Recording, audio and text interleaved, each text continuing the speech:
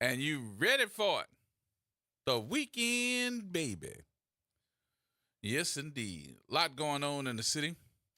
A lot of things happening, but of course, we got to look out for that weather.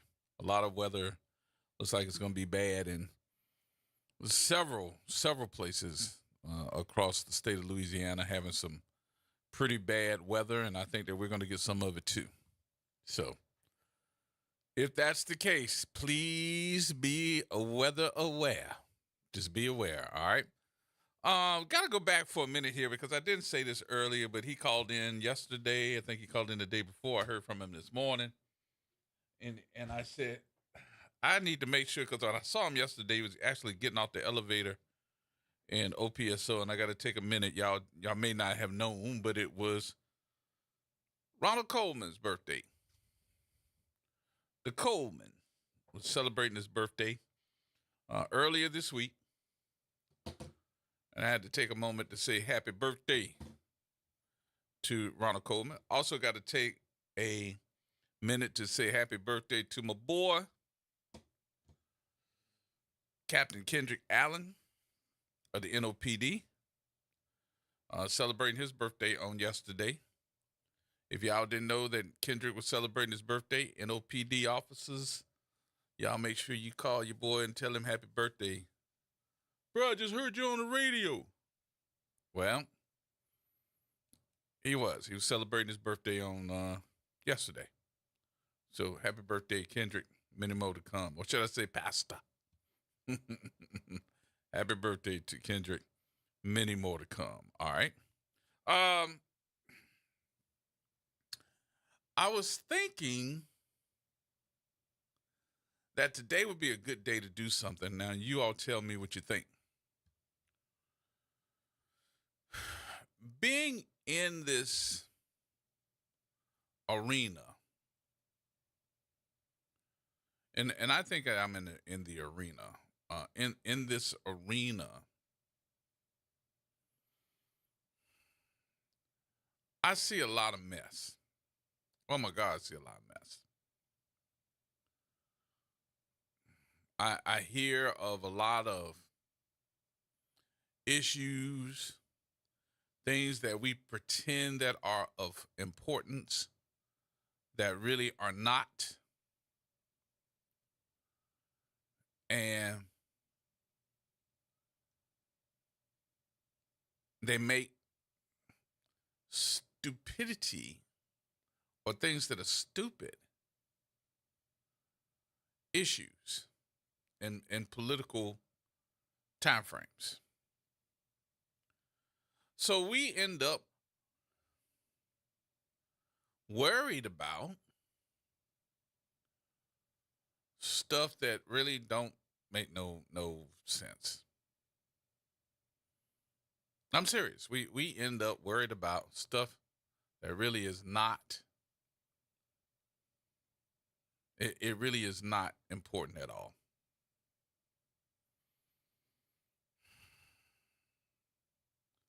So I'm wondering how many of you are paying attention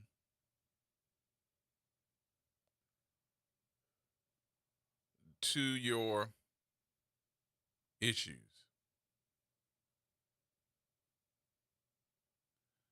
How many of you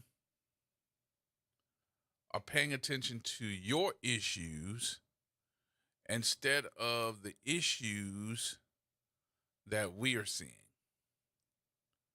We probably are seeing issues that really don't mean a damn thing. Nothing. And we are making these issues sound like, oh my God, like it's the end of the world. And I don't know if you're getting caught up in the hype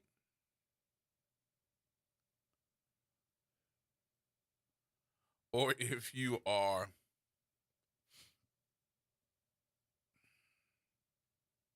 really paying attention to what's the problem. I really am trying to make this sound as is politically correct a good term to use? I'm really trying to make this sound politically correct without making it sound like we just got all the issues in the world, because it's really not.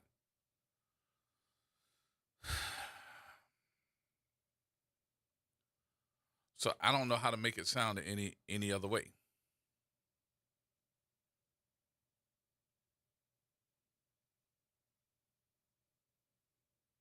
Hmm.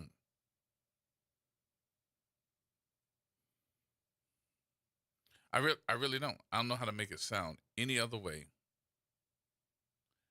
except for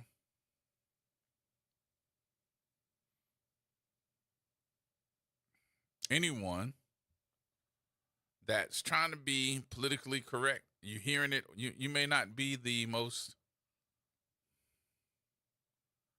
um, politically astute. Is that a good word to use?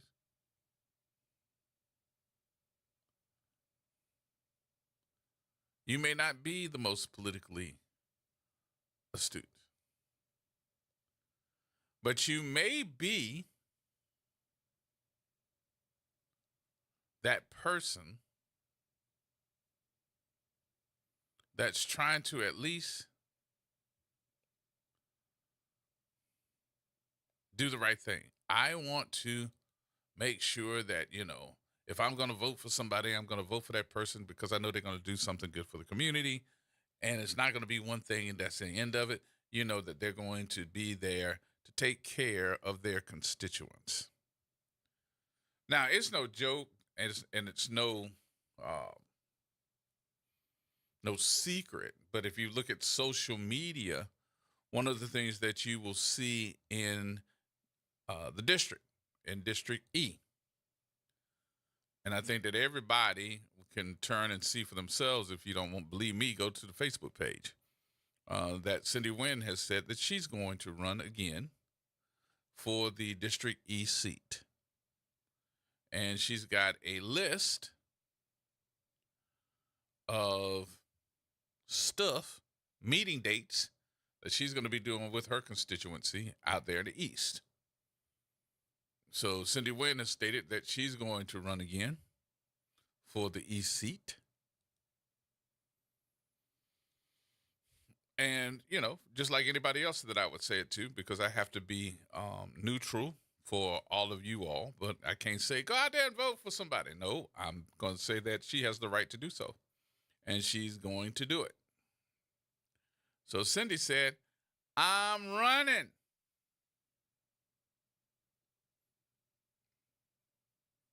And she going to run. So it's her right. So congratulations to her.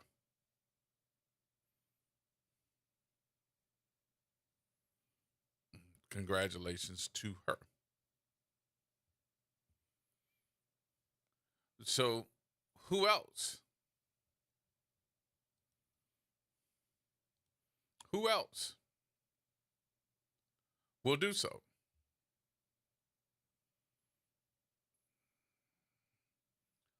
Who else will do so?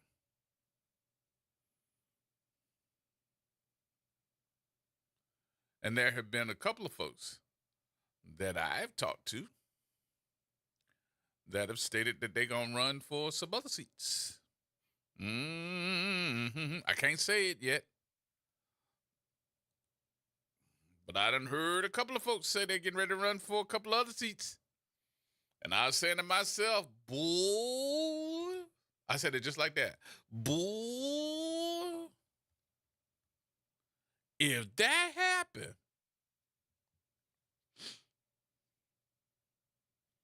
it's going to be a showdown in this town. Well, you got to tell it. You got to tell it, Gerard. You got to tell it. Y'all not getting me in trouble. You got to tell it, Gerard. You got to tell it. Mm-mm.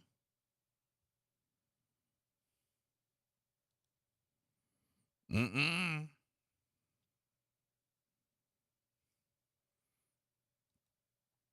They'll never say I said it on the air. Now, you might say it, but I'm not going to say it. I'm wondering, did anybody else hear it but me?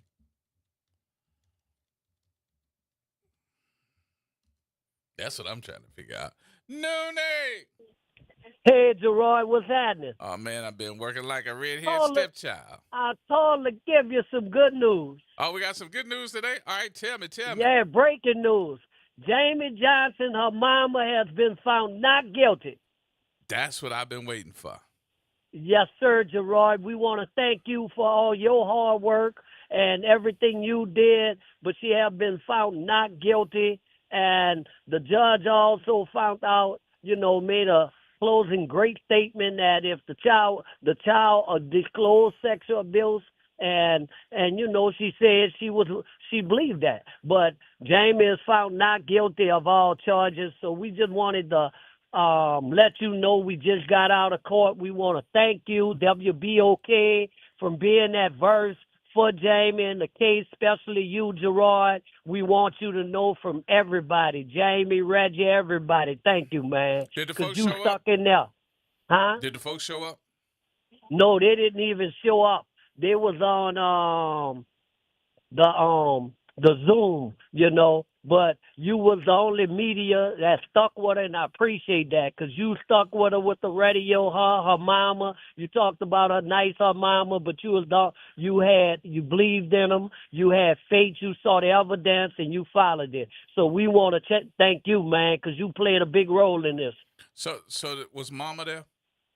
Yes, Mama really fell out in the courtroom, I get ready to ask. That's the She next fell question out. I She had. was so happy and I was crying tears. trying to figure out, did she start crying? So, Yes, she started crying, but it's good. I told everybody we calling Gerard. Jamie shed tears of joy and was very, very happy, but the family wanted you to know, and all the people, thank you for what you did, because had you not add the story on your radio, and wasn't scared to add on WBOK, and WBOK wasn't scared to take the story on, we appreciate that from the bottom of our heart. I'm glad. Well, let me rephrase this because I told Jamie, I said, I want to make sure that we say it yesterday that folks could go to the court case this morning at 9. I couldn't go at 9 because, of course, I had to go to work. But I'm thinking to myself two different things. First of all, listening to that story was one thing, but not only listening to it, that young lady provided me a suitcase, a briefcase full of paperwork that I had to look at, and I know she was telling the truth. And her and her family are very nice people, and I can only say, God be with them. All we could do is keep the story, and it's a problem when the other side is going to do some craziness to try to get the story not being told on this radio station so that folks could see Yeah, and hear for themselves, which they did. I don't have no problem saying that. They but, filed all the but paperwork, legal paperwork, to make sure that it didn't have a rebroadcast or anything on this radio station. yes, yes, and all the people showed out. We want to thank them. We want to thank No Cops and different groups. But the real truth of it is, you took the story, Gerard, and you Mm. read through the evidence. And once you found out, it was true, and you stuck with them. And people tried to attack you and come at you and WBOK. But the truth is, bro, I just want to thank y'all because y'all stood on business. So what's next? What needs to be done? Well, next we are getting ready to fight for Drew now, and Jamie, the lawyers have got her out of like 280 grand. So I'm gonna be putting a GoFund or something together. I want to talk with you more about it to see where we can go to Mm. get her to fight for her child back now. Now that this charge is gone, she still have to go to Texas. But once we got the charges dropped here, Texas put charges on her, and of course we're gonna fight that. But Texas don't have no standing that the case was dismissed down here. So we got to fight for Drew, and she's really drained from that. So I want to know. sit with Yeah. you, meet her, and see if how we can help her with a GoFund to fight for her child to save Drew. And Reggie has been released too, right? Yeah. Yes, Altogether. Reggie Reggie released too. And that brother there, Gerard, you always talk about him, but a brother that don't bother nobody that they Nobody. lied on and Right. locked that brother up, but he been supporting Jamie, and I take my hat off to that brother, you know, and we just wanted to let you know, man, nothing but love, because I don't think people understand how you brought this case to surface, you know. Well, we need to get together because I think that we got to go to part 2 of whatever this is. Yeah. So I got to tell you, and I think I told Jamie this and Reggie. I think I told both of them. I said, in my entire life, I have never seen a system that doesn't fight for the mama. This is my first time That's really right. dealing with, you know, them fighting against the mama and not for the mama. That's right. And the trip part was this DA tried to badger Jamie, but Jamie stood up, tone, did a great job. He tried every trick in the book, Gerard. I think if you would have been there, they would have probably brought you out in handcuffs because you would have said something. Yeah. Yeah, probably so. Yeah. So yeah, I just wanted to set a good news because I know you got to get off the air at 6. Yeah, that's good, man. Just tell Well, Jamie. I'm gonna have Jamie to call you, and we're gonna get together. Yeah, You know where we went. We're gonna go where we went absolutely. last time. Absolutely. Can't let everybody know. That's right. And I'm drinking All right. this time. I'm drinking this Can you time. drink it? All right, Gerard. Thank you, man. Yeah, I'll hit you up later. All right. All right, man. All right. Later. You know, one of the things too I need to say to Noonie. You know, we can say that we did what we did here and put it on the air and talked about the case and let that be expressed. That's easy. Because all we have to do is sit here, host a show, cut the microphone on. Jamie did the talking. Jamie went from A to Z about what was going on. But I got to give Noonie a whole lot of credit. Because he can say I sat there and stuck beside him. Noonie did it. Noonie stuck beside her too. Stuck beside that whole family. He brought it to me. So while he congratulating me, I'm congratulating him. All the kudos, congratulations, all go to everybody working together, of course. But he brought it to me. So he stuck with her too. But if you got a chance to meet Jamie, you got a chance to meet her mama, her daddy, you would understand why it was very easy to stick with them. And I know this ain't the end. I know this ain't, because that woman loved her child. And the only things that she's asking is to bring her child home. That's all. All right, we got to take our first break. We'll take our first break of the day. We'll talk about some other political stuff and get you ready for the weekend and talk about other stuff. I got to say, what you say, Reverend Harvey? I see Reverend Harvey on here today. Yes, indeed. More coming up, folks. Everybody hold tight.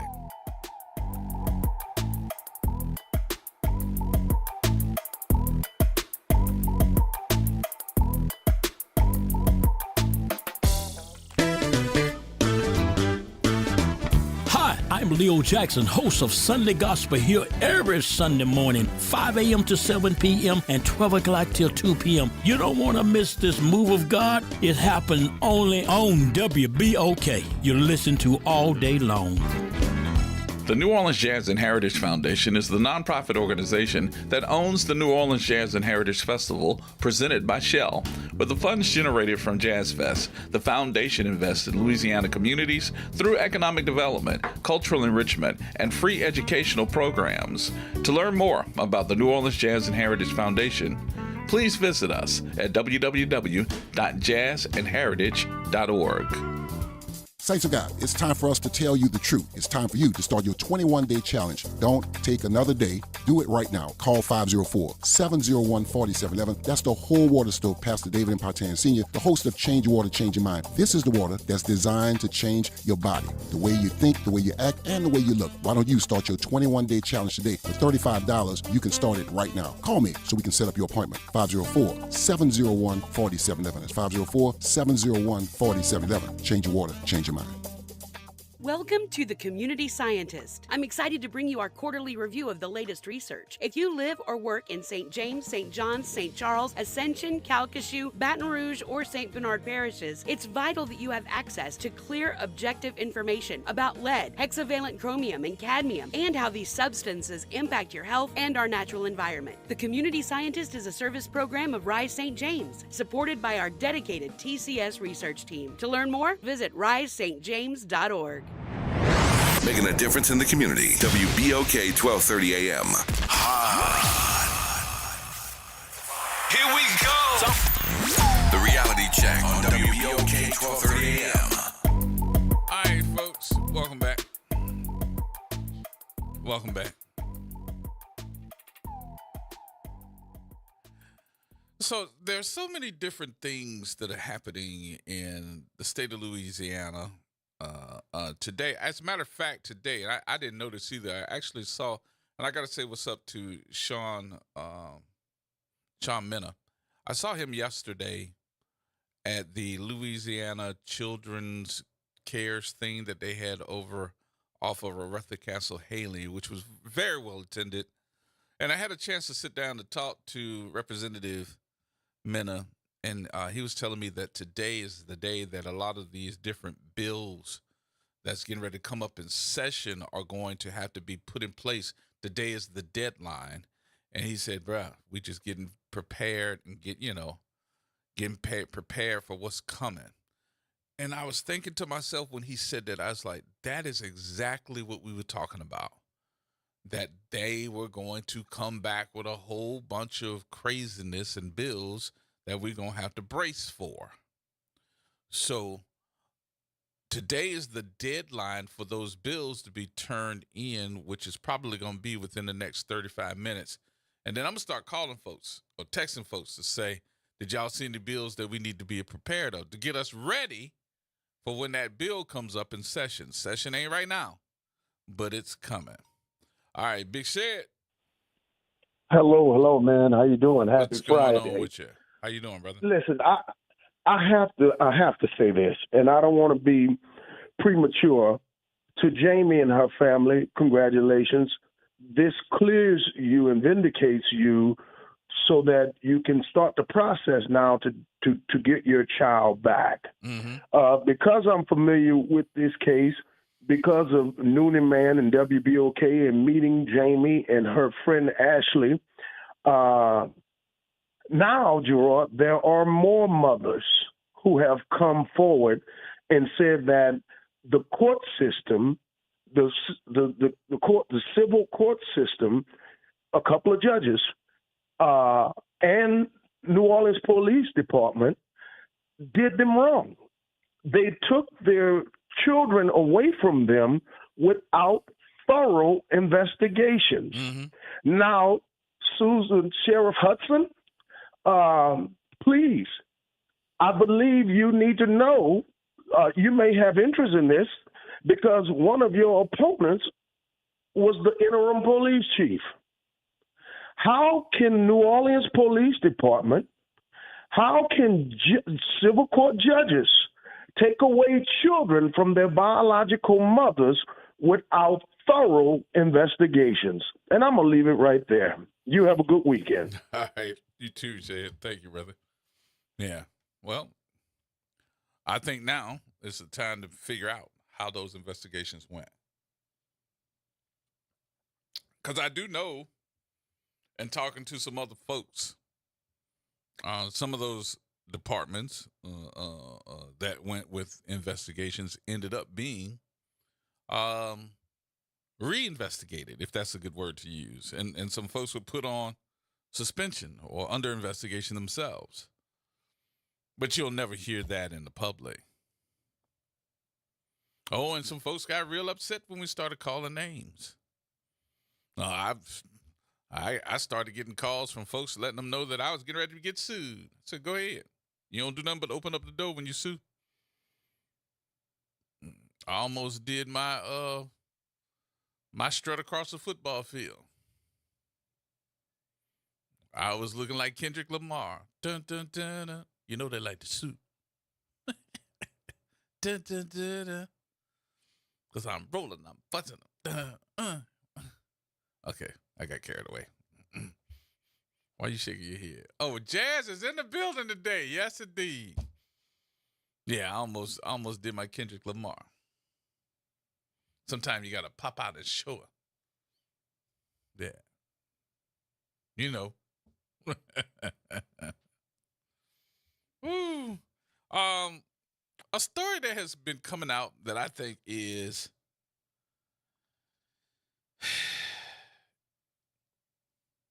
and I know some of my folks are going to look at me and go like, gee, you are talking about your brethren in the media.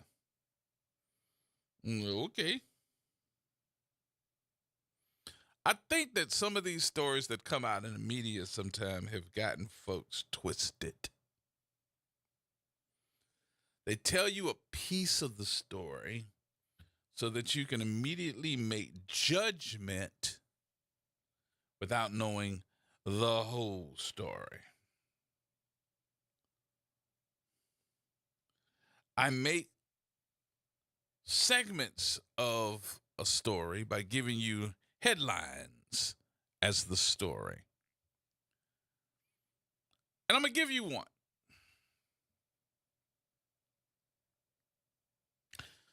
There's a story within the sports world that talks about this Tulane quarterback. Do you all know the heat that is getting ready to start up this summer during training camp for the position of quarterback?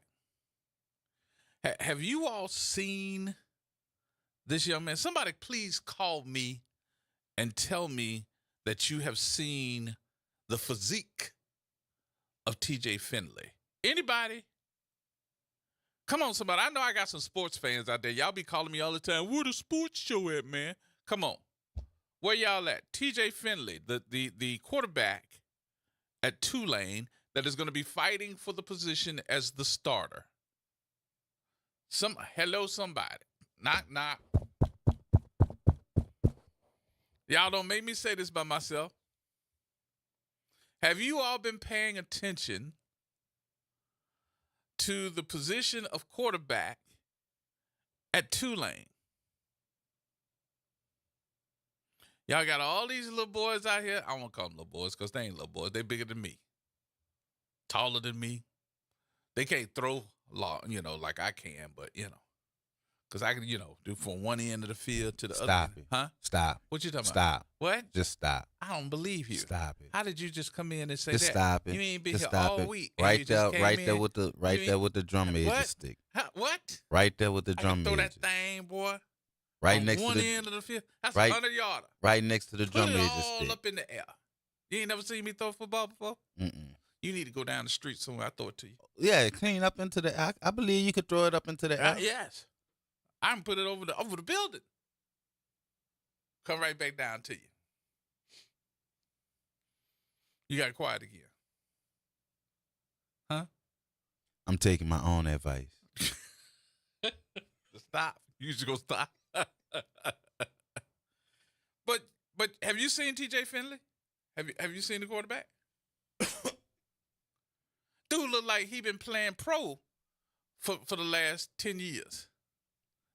Dude, nice. Big boy. Yep. Big boy. And he's been starting, and he's got that. He's got that. I would say that physique of a starting quarterback. And bruh, they showed a photo of him throwing. He was running the offense while they were at practice. I'm gonna sound like Magic Johnson now. He throwed the ball. He throwed it. Mm-hmm. That's what Magic Johnson said. He throwed the ball.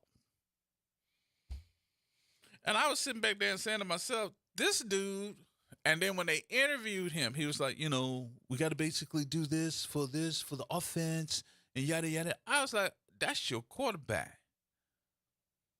And then all of a sudden, because you got the other boys that are also competing for that position, all of a sudden, TJ Finley has become the quarterback criminal. Like, what? And here go the story. Now the story is this young man bought a Dodge Ram, but he bought it off the Facebook Marketplace. Come to find out that truck was stolen. Now, today, I'm not here saying that he did something wrong. I'm not here to say that he did everything right. If he bought it off the Facebook Marketplace and he got the papers for it, you can get papers now on vehicles with the VIN number and everything. Even some places where the VIN number can be marked off and changed and put in the DMV. Come to find out that the truck was stolen, and they arrested him. And they charged him with receiving or having stolen equipment, stolen goods. But it was the fact that, did you know the whole story, or did you see the headlines? Because the headlines like this, I'm going to read the headlines. Tulane quarterback arrested over stolen truck. What would you think? If that was the headline that you read, Tulane quarterback arrested over stolen truck, you would think that TJ Finley had gotten out there, bust somebody's window open, got in there, hot-wired that puppy and stole somebody's truck. That's not true. That's not true. But the whole story so far, what I'm going to say so far, is the fact that this young man bought a truck, probably has his receipts, paid for it, and come to find out the truck's stolen. Now, how old is TJ Finley? In his 20s? Does not make it right that he received a truck that was stolen.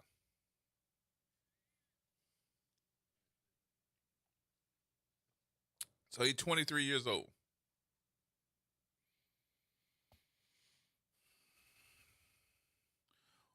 And my question to my audience here, come on, y'all, 504-582-9422. Would this be playing out another way if it was one of the other boys that was trying out for quarterback?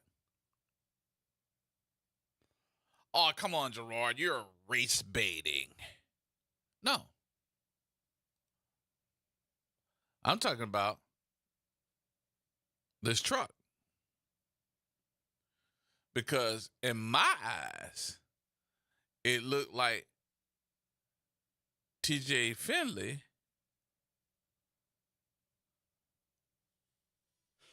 is a victim.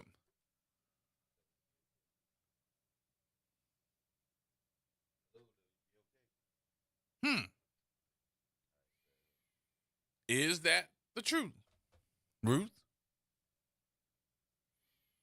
So let's talk about the whole show. Let's talk about the whole issue. What did he do wrong? Because the truck came up stolen.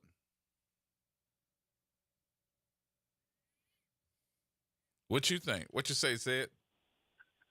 Hey, Gerard. What's How going you doing on today, brother? Good, brother. How you doing? Man, look, you know I'm for my folks here. I go out away from my folks.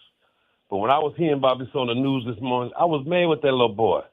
How you finish high school, you're in college, and you don't have sense enough to know you can't take a license plate off of one old license plate and put it on something when the people behind you. Mm-hmm. You're wearing a brown uniform. Forget the football school uniform. You got a brown uniform on, so they're going to be, every time they see you in a nice truck or whatever, they're going to check your license plates. And when they see if you got insurance, and you that foolish, man, I just don't understand it. Now, you got to know. To me, that was just too foolish. I'm mad with the boy. I don't know. They're watching him. He being watched. He's being watched. Yeah, I understand that, Gerard, but how you that foolish though, bro? Everything. No, I'm chastising him just like you. Yeah. Everything you do, you gonna be under a microscope. You got to make sure that you have dotted all the I's, crossed all the T's. Have you seen this young man? No, I this didn't. This boy look like Andre the Giant. He a big old 6'something", 6 foot what? 6'6", 6'7", articulate. And now you done come through the portal, and you running the offense while this has now become a competition, and you don't know who watching you. I think it's 2 or 3 other players that's trying to get the position. Dude, you got to dot your I's and cross your T's. But I do think that he also is a victim. Oh, yeah. If you bought the truck. So, who's at fault? You think you're wrong? I don't understand how you don't know. If you take a license plate off of something that was your other car and you put it on another car, you know the people watching you. How you don't understand that? You just that thought up in the glory of the thing or what? I don't understand it, Gerard. Somebody got to make that make sense for me. I feel sorry for him and all of that. Well, I gotta tell you, Sid. And Gerard, that's the only thing they could really get him on. But if he hadn't swapped the license plate, if he'd have just wrote her, I don't know. I just don't. Said I'd love to take up. Why would you put that license plate on there anyway, bro? I can't take up for 100%. I can't take up for 100%. Dude, you know that you can't take a license plate off of one car and put it on another one. You know that. You can't. Because when they run a license plate, it gives you the description of the car. Not even your own car. If you got 2 cars and you lose a license plate on one, you can't take that one and put it on, even if it's your own car. You can't do that, bro. So, as much as I say that you're a victim, I gotta say too that you know you couldn't do that. And they watch. But you're right too, bro. You know, if you're buying this thing, you know something was fishy. If you can't go to the DMV, I mean, I don't know. So back in the day, this is me in my younger years. Mm-hmm. I used to go on, what's that, Craigslist, eBay, and go on those places to buy vehicles.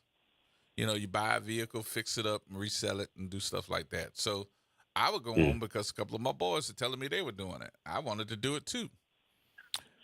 But you end up finding out that, you know, a lot of those vehicles is too good to be true. You got a nice vehicle, they done took pictures of it, they done listed up there, and they giving you these vehicles that might be worth $5,000, $10,000, $15,000, and they talking about I got to leave the country and I can't take my vehicle with me, and I like to sell it for $2,000. And then the only way that you can pay for the vehicle is by going to get Amazon gift cards. Well, that's a no right there. I can't meet you. There. You can't bring the car. I can't meet you nowhere so I can see it. But you want to ship me the car, and you want the money through Amazon gift cards and stuff like that. That's a big no. That's a scam. They do it with washers and dryers and refrigerators too. Oh, bro. I done seen those too. My nephew, he went to go look at one. He said, when he got there, he said, "Oh, Lord, this looked like Metville." And the wash machine was tore up, bro.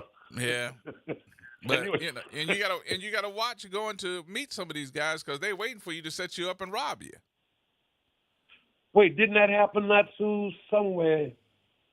Oh, I can't. What's the story? One of the boys Somebody went went to go meet somebody to sell some type of electronic, a phone or something like that. And the boy, not only did he rob him, he shot and killed him. Yeah. That wasn't too long ago. Yes. So, but I can't say, and this is honestly the truth here. I can't say that this 23-year-old young man didn't know that he did something wrong. He probably just didn't think he was gonna get caught, and they got him. Somebody ran But the plate. but the ultimate word there is it was thought. He didn't think a thought. I don't know. Yep, but I don't think he realized, bro, they watching you. Here you come, Mr. Buck Strong, Mr. And you're right. He a quarterback that could be they like these fast running quarterbacks. Yep. And what's the white boy play for the Saints? I can't think of his name right now. They call him Superman. That be a quarterback, then he a running back. This dude would be a perfect combination like that now. Who you talking about, Jason? Taysom Hill. Yeah. So I mean, they going with bigger guys, taller guys, and all that kind of stuff. Man, he done messed himself up. But why you keep going from school to school? They ask you that. Anybody I don't know. that? I think that he's going to these places where the portal is, or there's something that's following that's catching up with him everywhere he goes. I have no idea yet. I'm trying to figure that part out. Yeah. But Yeah. in this case, dude, they watching you. They watching every move you make. You make one wrong move, somebody on the phone with the cops to tell them that you did it. You made one wrong move, somebody reporting you to the school so you get thrown out. Now, you went and did this, somebody watching you, and guess what? You in jail. They done removed you from the team. So now you're not the competitor no more. It's the other boys that are. They just removed the benefactor. Mm-hmm. And, I mean, they ain't do nothing wrong. Ain't no love in war. I don't think I don't think he realized how much money's involved. But you're right, and I'm saying to myself, well, if he wouldn't have put that license plate on there, that wouldn't have happened. Okay, so if he wouldn't have put the license plate on there, what he was going to do from the people he was buying a car from? What he was going to give him a paper tag? What's going on? It could have happened. Did he do any kind of registration or nothing? It could have happened because the car is stolen. The truck is stolen. So Right. whether you got a paper tag, a regular tag, or whatever, they run that VIN number, that car is going to come back stolen. Right. And that's what I'm saying, Gerard. If he know in his mind, okay, well, I can't get a regular tag. Something was up then. I'm feeling sorry for the brother, but something was up then, man. So one of the first things I do, if I'm going to buy a used car, and I'm not going to buy it from a dealership, if I want to buy it from a personal, as somebody's personal vehicle, I want the VIN number and get a Carfax on it. So the VIN number will come back. And then, and maybe I'm a little special because I can call one of my law enforcement buddies and say, hey, can I give you this VIN number and you run it? And they be like, yeah. And it's going to come back stolen. But all you got to do is get a Carfax on it. And if you take the vehicle or take the registration tag or take the tag and all the information down to the DMV, they can run it for you. They can tell you how many times it's been in a serious accident. They tell you if it's stolen. They can tell you a whole bunch of that car. And it'll stop you from making bad mistakes if this is just a bad mistake. If it's just a bad mistake. Yep. I don't know, but it seems too fishy on his part, Gerard. Yeah. Because, if you know you're wrong, you can't putting that license. Well, that's what I'm trying to figure out from you all. Did y'all think it was just a bad mistake, or do you think there was something else fishy about it? No, he knows something was fishy about it. I just don't understand why he done that to him. He wasn't looking at his future. He was just And I guess I don't know what you're right. I don't have an answer for the young man. But anybody with common sense know if you're trying to buy a car, you got to have some kind of license plate or something. If you don't get the brake tag expired, you can always take care of that. Mm-hmm. But you got to have some kind of title change or something. And if you go for the title change, that right there tell you what kind of paperwork they did on it. They just paid money, give them a call, and say, "Here, we gonna catch you later." Oh, you put your license plate off of that one there. Something wrong. I mean, I don't think you're that dense. Something wrong. Maybe that's why he's going from school to school. He's not too bright. I don't know. I don't want to judge him, man, but something wrong. It's got to be either the one you're not too bright, or either you know something's wrong. Something's wrong. So, all right, Cedric, let me take these calls. All my lines. Take care, man. All right. Talk to you in a minute. Have a good weekend, brother. All right, George. Man, look, bruh. Your callers, they're giving themselves away, bruh. My callers are? All the callers giving themselves away, yeah. What you talking See, about? all of them got a little Larson in them. That's why they know so much. Yes, indeed. That's why they say he'll call this boy out. They know because they got some larceny in them, boy. Well, I think you find out, different ways and different laws over time. This dude is 23 years old, so there's no excuse for not knowing. Sure there is, G. What's the excuse?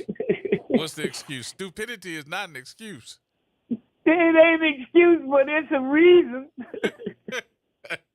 The reason is because he's stupid. Oh, that's what you know it is? What?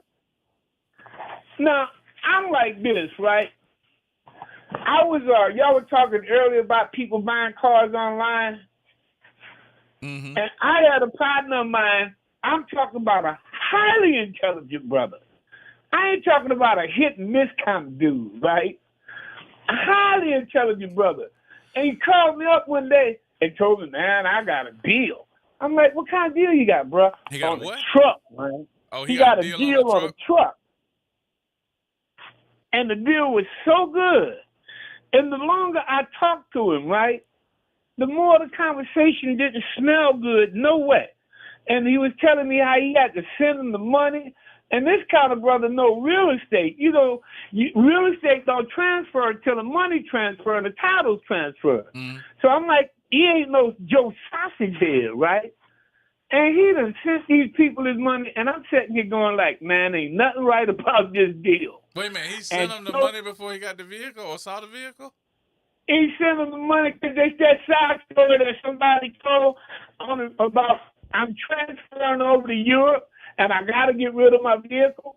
I'm telling you, that's the biggest one. I just enlisted. I'm getting ready to go into the military. I can't take my vehicle with me. Or I'm getting ready to go overseas. I can't take my vehicle with me. I get another car or something when I get over there, but I need to sell this one. I mean, I didn't heard it all. And he brought it. Lock, stock, and barrel. And I just hung out with him in the transaction, in the conversation, because we talk all the time, right? I just hung out there with him just to see what was going to be the outcome. Maybe he got a good one. Maybe God was looking out for him. God is good. And when it turned out, they scammed him, and was nothing he could do to get his money back, because he gave them people his income. Well, there you go. But on this little young boy, man, I think had that truck not been hot, right, the only thing that would have happened to him is that he would have just got a ticket. Simple. Probably. I think it was just stupid. He bought a truck in that line. Yeah, your phone's breaking up some kind of bad. Your phone's breaking up some kind of bad. And got himself caught up. Yeah. Am I back? All right, George, let me roll, brother. Hey, Your look. phone breaking up, and we got the music playing. All right, the music is playing, but if I ain't listening to Broad G19 on WBOK with my man Jazz on the backboard, I'm going to miss out on Black Facts and hear about stupid people. Yes, indeed. All right, brother. Yeah. Talk to you later. All right. More coming up, folks. T-Bone, Bob Jones, everybody hold tight.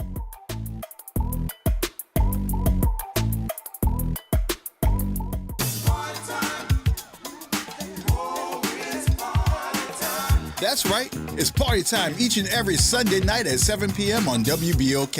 It's the Throwback Throwdown with DJ Wick as he brings you the best in old school from the 70s, 80s, 90s, and the early 2Ks. Plus, the party goes to another level at 9 p.m. with the Throwback Throwdown Party Mix to round out the night. It's the Throwback Throwdown Sunday nights at 7 p.m. on WBOK 1230 a.m. and on the World Wide Web at WBOK1230.com. The National World War II Museum. Located in the Warehouse District of New Orleans, the National World War II Museum tells the story of America's experience in the war that changed the world, why it was fought, how it was won, and what it means today. Visit them online at www.nationalww2museum.org for time tickets and safety information. Visit DePaul's new Algiers Health Center at 2801 General de Gaulle Drive to receive primary and preventive care for both adults and children. Services also include behavioral health, imaging, and on-site pharmacy, vision, Medicaid enrollment assistance, and more. For appointments, visit DePaulCommunityHealthCenters.org or call 504-207-3060. Hey, have you heard the news? First Pilgrims Baptist Church is now on WBOK 1230 a.m. Tune in every Sunday at 11:30 a.m. to hear Pastor Eugene Mitchell give you the inspiration you need for the week ahead. That's every Sunday morning, 11:30 a.m. only on WBOK 1230 a.m. Oh, yeah. WBOK 1230 a.m. Better pay attention. Powered by Cox Business. Here we go. The Reality Check on WBOK 1230 a.m. All right, folks, welcome back. Welcome back. 504-582-9422. T-Bone. Hello? Yes, sir. Happy Friday to y'all. What's happening, Jazz? What's happening? Where you at, that T-Bone? Hey, bro, I'm just going to say it again. Even if you give us like an hour of a day in, this is the type of story that should be on the Sports Report. I'm just saying, because we could get more detail and have a better formulated opinion. I'm just saying. You can have a better formulated opinion? Yeah, a better opinion because we would have more information than you're giving, G. I know this is not something that you probably researched in depth, but I'm pretty sure those people that were doing Sports Report before will probably report a little bit, just a little bit more than what you're giving us right now. Because it sounds like there's some holes in it. So is that what you called to tell me? No. You got what I was going to say is this. What I was asking First is, of do all, you have an opinion or no? Yeah, I do. I appreciate it if you just give me what you told me, from what you told me. Mm-hmm. First of all, we know that the story wouldn't have come out if the boy wasn't black. Let's be real. If he was somebody like Cooper Flagg, you understand, playing for Tulane, you probably wouldn't even hear this story. It would have been swept under the rug. Somebody would have got paid. That call would have went away. And it becomes a non-issue. But because this boy is black, because he's high profile or was high profile, now they're gonna drag him through the mud even more so. Now, let me also say this: my oldest son, went to LSU, and he used to tell me all the time the different antics of those football players on that campus. He said football players would steal people's bikes. They would borrow people's cars just to go from one side of the campus to another. Why? Because they could get away with it. And unfortunately, I think what happens with some of these ball players is early on, going back to high school, when they do something they ain't got no business, their coach get them out of it, somebody else get them out of it. And so they go into that mindset into college thinking, oh, man, I'm going to just do what I want. You understand? Mm-hmm. They go and get something that's hot, be it a car, be it a computer, a bike, something. You understand? Where they making a little change because they're on scholarship. They could have just went legal and bought whatever it is they're trying to get hot through a blue light special. Mm-hmm. You understand? And I think that's what happened here. From what you're saying, this boy probably did some stuff before, got away with it, and just thought, oh, man, I know how to get the hookup. And I ain't going to get in no trouble. Why? Because I'm the quarterback of the team. And that's what this sounds like. Okay. It sounds like a youngster doing something stupid and thinking he's not going to catch no flack for it. But now he's catching all the smoke.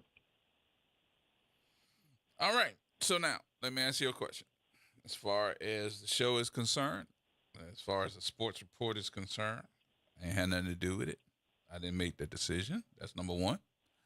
And number two, if I don't talk about it in a perspective as being a black man and have seen something like this that has happened before, if you would have been listening to the beginning of the story, you heard me say that in the media, it made this story sound like he was a big criminal. And I just wanted to make sure that I talked about it, whether it was on the sports report or the morning show or my show or anybody else's show, in another perspective. That's all. Okay. Cool then. Okay. Yeah, I hear you. I hear you. All right. hear you. Got it. You know, but you're right though. You're right though.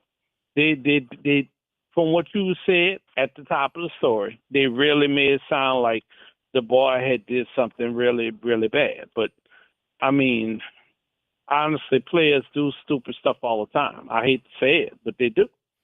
But what I was trying to make, especially because they're young. And well, he's 23, so they gonna say that don't have nothing to do with that. But what I was trying to make But you understand and everybody else still understand young. is, yeah, he's still young though, man. He's young in the head and everything. Absolutely. Yeah. But the whole point of this story being told is incomplete. That's what I was trying to make you understand. Yeah. I'm willing to bet there's more to it. Yep, it's a whole lot more to it. I can guarantee it is. So, but I just wanted to make sure that we said something about it. Yeah. All right. Yeah. Have a good weekend. All right, y'all. Well, y'all have a good weekend. Take it easy, man. You too. All right. So we got news. Pop Jones, hold on. We got news coming up, and I don't want to get you in here and rush you off. So hold on just a minute. We're gonna do the news. The Jazz Man. We're gonna do the news here. We'll do the news, and we'll come back. We'll have some more conversation about this, and probably next hour we'll see how folks gonna react about it. And I gotta tell y'all about the gospel brunch buffet that is happening over there at the Vault. My boy Barry said, "Come on through." From 11 o'clock to 4 o'clock. We'll tell you more about it in a minute, y'all. More coming up.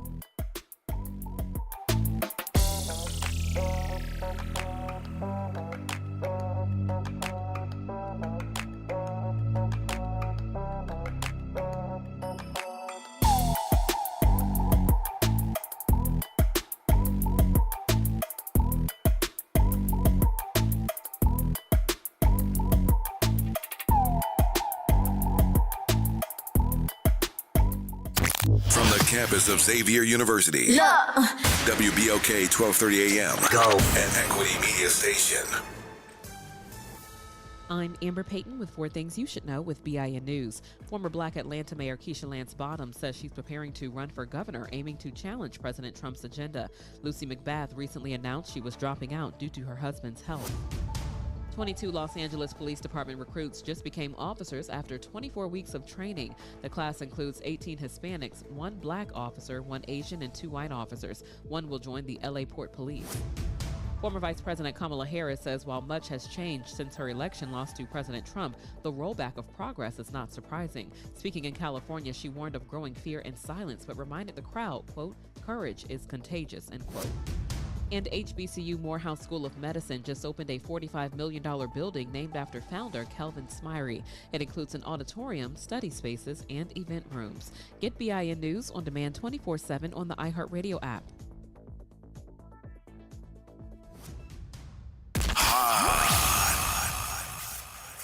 Here we go. The Reality Check on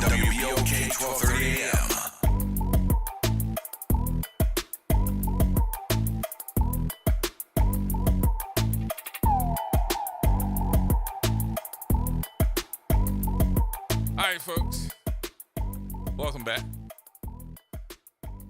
Final hour of the reality check for Friday as we get you ready for the weekend. My number 504-582-9422. Gotta say hello to the folks over there at PJ's. PJ's on Reed. Stephanie Chambliss and the crew. Hey, Monica.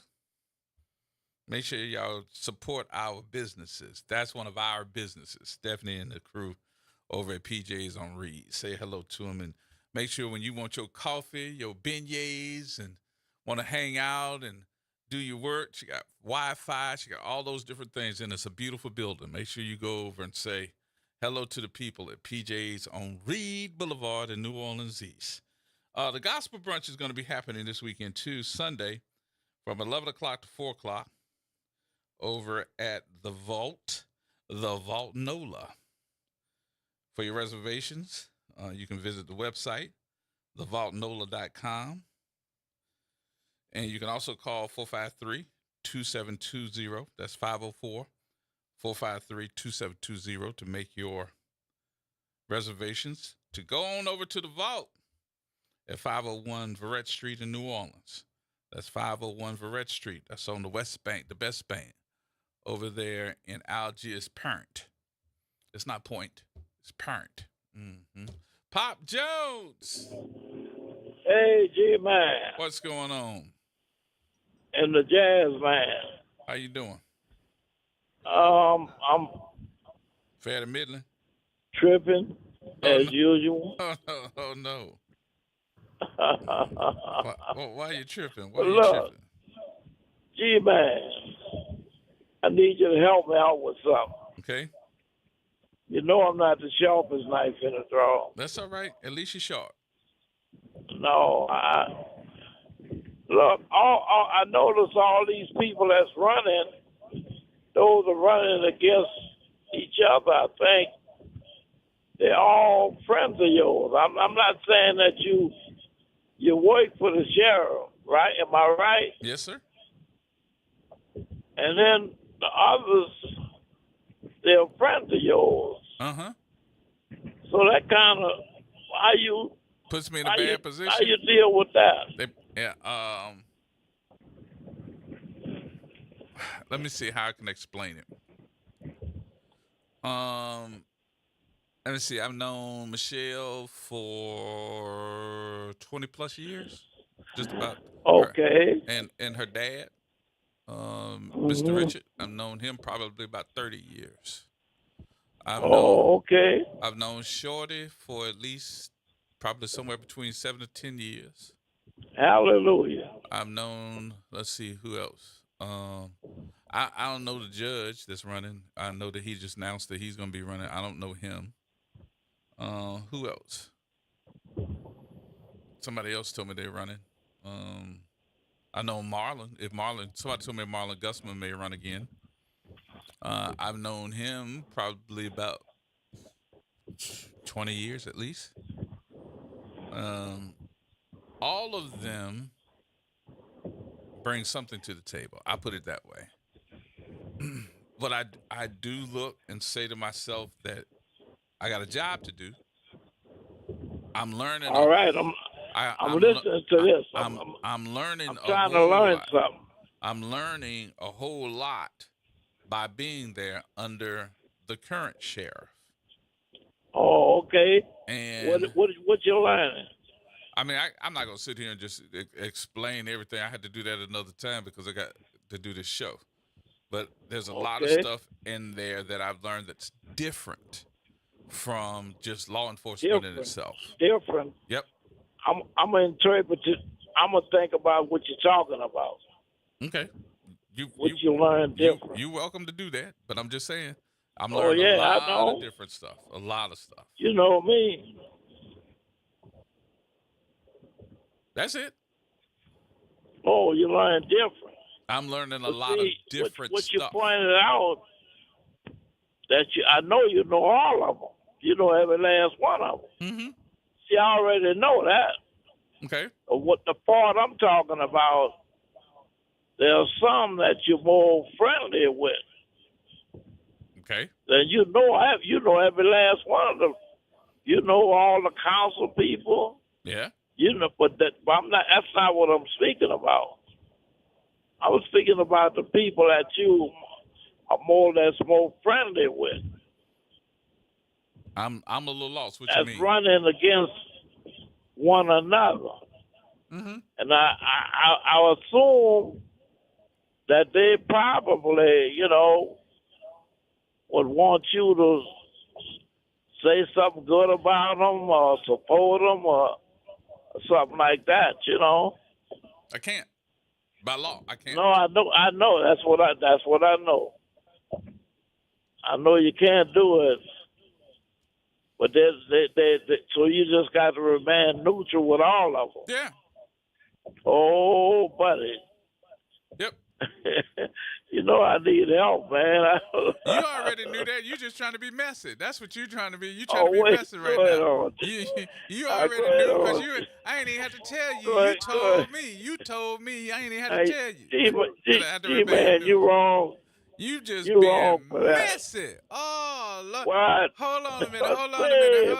Oh, wait a minute. Hold on. Here come the message truck. Oh, Lord. Look who Jesus, driving. help me. Look who driving the message truck. It's Pop Jones. Hold up, G-Man. Boy, you going too the far. message truck, y'all. He driving the message truck. Driving all over the road, taking up 2 lanes at one time. I should have said something else. I should have never Hold on, come wait a up minute. with that. Hold on. Blow the horn. Oh, Lord. Because you driving the message. Help See, there it me. is, right there. I heard the horn. You driving the message truck. Move out the way. Look, I should have talked about with Donald Trump and Eli Musk and all of them. No, I'm about to get you some I should have siren. come up with I'm going that to get you a subject. siren and some blue lights so that you don't have to run Lord, nobody Jesus. over because you driving the message truck. Don't, D-Man, don't hold that against me. I didn't mean no harm. I'm just playing. I'm just playing. Yeah. But you knew. All right. Yeah, now you're ready to go. You ready to go? No, take it. Are you trying to deal it out? You trying to put me in the switch bag. Now you done got in the truck. No. Wait a Put while. the key Boy, in you the gonna... ignition. Only thing that you didn't do is turn the radio on. Now, there you go. Oh, Jesus. Well, gee, wait. Let's talk about something good. G-Man, you been enjoying your birthday? Wait a minute, you trying to change the subject? Yeah, that's exactly what I'm doing. Yes, indeed. You all right. You know you're Man, all right. you throwing me under the bus Oh, now. not only threw you under the bus, but I got you driving the message truck. Oh, Lord. All right. Have a good weekend. Talk to you later, Pop. Talk to you next week. All right. Bye. All right, Jazz Man. Pop didn't want to talk no more, Jazz. He driving the message truck right now and trying to be messing with me and got thrown under the bus. Ain't that something? You got to tell me something. Mm-hmm. What you going to say about that? I think you being messy. Hold on just a minute. Woo! Move out the way. What's coming? It's the message truck. Guess who's driving? I'm not the sharpest knife in the drawer.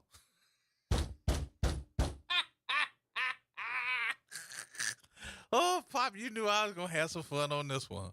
Yes, indeed. Woo! He trying to put me in the switch bag. That's what he was trying to do. Nah. And you know they be monitoring me. Everybody be monitoring. They be done called up and said something. Yeah, he said this one about this one and said this one about... You trying to put me in the switch bag. But hold on. Woo! Who that is? That's Pop Jones. He driving the message truck. How do you know it's the message truck? He got it on the side. They got those, you know how the big trucks had their big banners and stuff on it? Pop got his own truck that said the message truck. Probably like, all right, he can let that go now. It ain't funny no more. Oh, Lord. Okay. I'm sorry, Pop. You still my boy. You still my boy.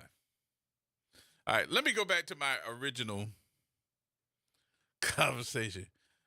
I got to do it one more time, though, Jazz. Woo! Okay, Pop, I'm finished.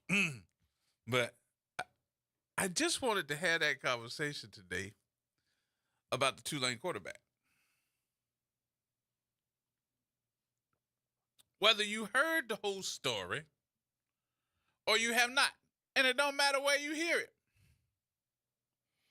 Because none of us, including myself, T-Bone, have heard the whole story. Just in case you think that you may have heard a little bit more somewhere else, gotta tell you. His attorney said on Thursday, I'm talking about DJ Finley's attorney, he said on yesterday that there is more that they're going to be bringing up about this story, but he can tell you that the first thing was the truck came back stolen, but he bought it off of Facebook, the Facebook marketplace. How many of you, and I know you don't want to tell these stories, but I'd love to hear them because I thought I was by myself on this. How many of you have ever tried to buy something off the internet? Have you gone to Facebook Market? Because I know a lot of people that go to Facebook Marketplace and y'all look at these deals and you be like, look, a lawnmower for $50. And it's a zero-turn lawnmower. I thought you was talking about a push lawnmower. You talking about a ride lawnmower, a zero-turn lawnmower. Have you ever tried to buy a zero-turn lawnmower? And it's a Toro. Oh.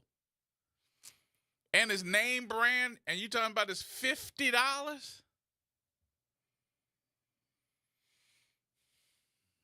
Well, I got a bridge I want to sell you. It's in use, though. But I sell it to you. Called a G&O. I know. But I just want you to know that for $500,000, we going to go up on that bridge and we going to mark on one of them steel beams your name. This bridge belongs to you. And you can have it. It belonged to you. It is yours. And you get the chance to use it every day. Now, the only thing that I ask before I sell you this bridge is that you be so kind and let everybody else use it too. But it belongs to you. We can even rename it. Hell, if Trump can name the Gulf of Mexico the Gulf of America, we can call the G&O your bridge. Can't we? It could be named after you. Everybody gonna know it's after you. Why? Because you gonna tell them. We can't got nowhere to place it, though. Oh, now, let me talk about that bridge for a minute. And I want everybody to kind of get into the conversation, because I don't want to be by myself on this, because y'all be like, oh, see, there he goes starting some mess. So I'm trying to think, what day was that? We went to the millage conversation on the West Bank over at Federal City on Wednesday. And they're talking about the millage that's going to come up on a vote on, I think it's in May. And that is the sheriff's millage. It's not a new millage, it's just a renewal for those of you that don't know. More than likely going to have that conversation too. But as we had this conversation and everybody was leaving and going home,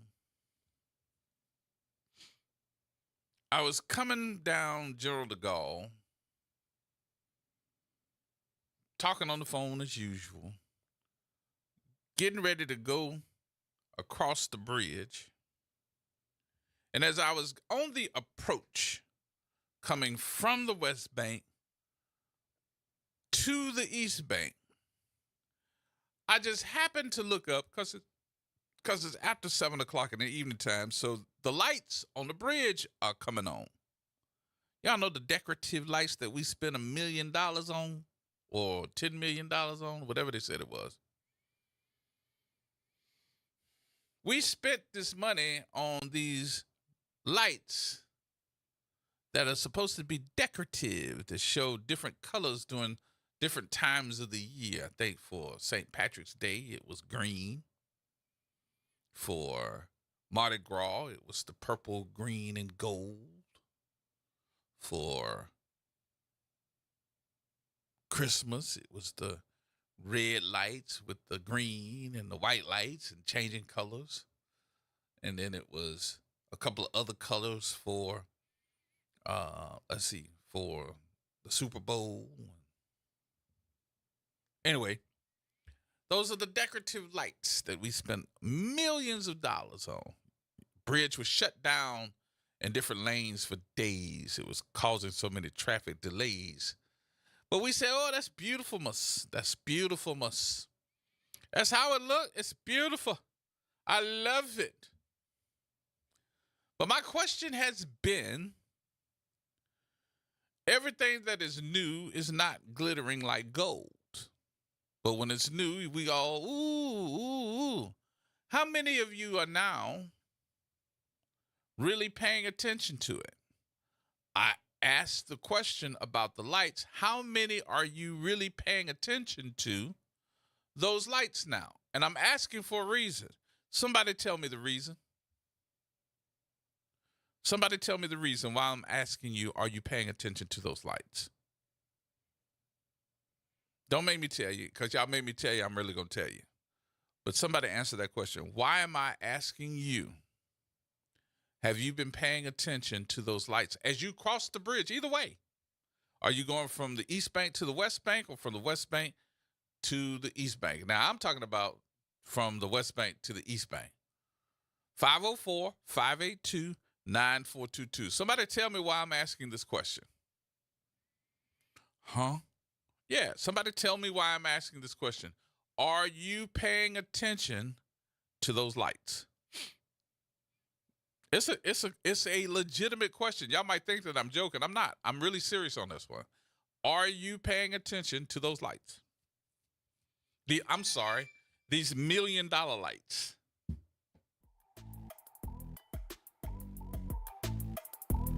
These $1 million lights, are you paying attention to it? Don't leave me hanging. 504-582-9422. We're going to take a break. While we're taking a break, go on, dial me up and tell me that you're paying attention and why I asked that question. I'll tell you in a minute. More coming up next.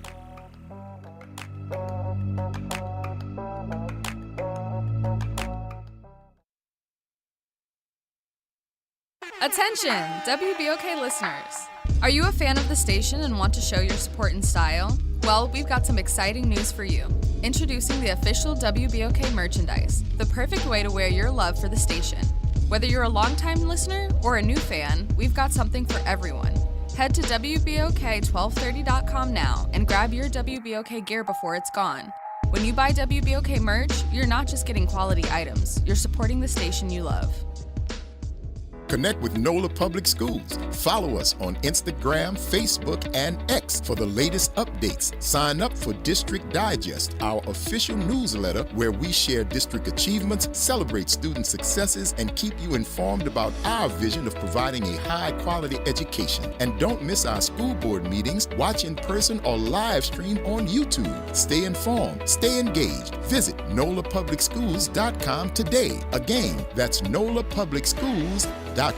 Do you know what United Way can do for you and your community? Find out by listening to United Way and You every Thursday at noon on WBOK 1230. United Way continues to fight for the most vulnerable members of the community. Find out how this Thursday and every Thursday at noon. Welcome to The Community Scientist. I'm excited to bring you our quarterly review of the latest research. If you live or work in St. James, St. John's, St. Charles, Ascension, Calcasieu, Baton Rouge, or St. Bernard parishes, it's vital that you have access to clear, objective information about lead, hexavalent chromium, and cadmium, and how these substances impact your health and our natural environment. The Community Scientist is a service program of Rise St. James, supported by our dedicated TCS research team. To learn more, visit risestjames.org. Making a difference in the community. WBOK 1230 AM. The Reality Check on WBOK 1230 AM. Welcome back. Yes, indeed. 504-582-9422 is the number. Lamar. How you doing, Gerard? Good, my friend. How you doing? I can't complain. Yeah, I'm paying attention. I want you to pay attention to something else. I notice every other week the lights are being worked on.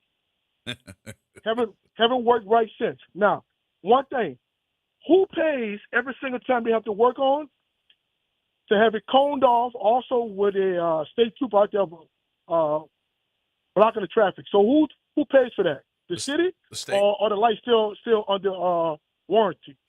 I think they're still under warranty because there's a $10 million price tag on all of it together, and the state has to pay for the installation, and I think that we have to pay for the maintenance. For the maintenance? Well, the lights haven't worked right since they put them up there. You make it 3 days after they repair, and maybe about a week after that, half of them, some of them don't. I'm not gonna say half, but some of them don't work. Mm-hmm. So the lights are always being worked on. Yep. And one more thing I want to point out to you, I want you to pay attention to the emergency lanes on the interstate. Mm-hmm. When they plowed the snow, they plowed off all the reflectors. The what? All the reflectors that's on the highway. They plowed them off? Pay attention tonight. Either I-10, West Bank, East Bank. Pay attention in all these paths. Pay attention to the emergency side. You're going to see all the reflectors off to the side. Oh, wow. All of them. They plowed them off. I hadn't noticed that because I don't do that much driving at night, man. Usually when I'm in. So, but I'm going to have to look at that one. I just happened to be out Wednesday night, and I was looking at those lights coming from the West Bank to the East Bank, and there was a section of the bridge, not a section of the lights, a section of the bridge where those lights were completely out. All right. That's been since they installed them. But I want you to all your listeners, pay attention on I-10 heading east from uptown. Mm-hmm. You're not going to see now one reflected that's separating the three lanes. When they plowed it, they pulled up all those lights and they pushed them all off to the side. I'm gonna have to look at that one. Good. Yeah. Good. I'm gonna watch it too. Right. Thank you, Lamar. All right. I appreciate you, boss. Have a good weekend. You too. All right. Alvin. Well, that G. What's going on? WBOK family and them fly-by listeners. Oh, bro, another day, you heard me? So yeah, y'all done took my thunder because that's all about to say, because I thought I was tripping because I'm like, wait a minute. Is the lights out? Oh, man, we didn't pay the bill again. He said they cut the lights out so we pay the bill? Oh, man, come on, bro. But yeah, G, seriously, I really thought it was, I'm like, well, maybe this is part of the color, the back piece. Sometimes you got the background where it's black and then it shows the contrast for the lights to make them look a little more crisper and cleaner from afar. But then up close, you get up close and, no, all right. So, no, bro. They just out. Man, $10 million. Don't make me roll my eyes at you, bro. I don't want to roll my eyes at you. But I came across the bridge. This is Wednesday night. And as I'm looking at the opposite side of the bridge. Mm-hmm. And I got to tell you, there was a section of the bridge, not a section of lights, section of the bridge that those lights were out. And that just let me know that there was something wrong because the other sections of the bridge, the lights were on. Were lit. Yeah, it was lit. Maybe that was the junction point where they were connecting the different color lights. You know, like the red, like one strip of blue, one strip of red. Maybe that was where the connection point was at, and the connection came loose. Bro, maybe? don't make me roll my eyes at you, bro. All right. I'm rolling my eyes. All right. So we would rather try to pass resolutions and then tell us we are conducive to failure. So what is that? That's your governor. But so is that not a failure? That's $10 million. Okay. So anyway, so then instead of calling us and instead of trying to grab for power, because I was thinking about that, and then when you mentioned the lights, I was like, oh well, there's my cue. Because I looked at it as something simple, G. What's that? Instead of coming in and trying to redo everything and make it look like why they can't just go for the low hanging fruit? And it kind of goes to what the last caller was saying, but I'm gonna go a little further.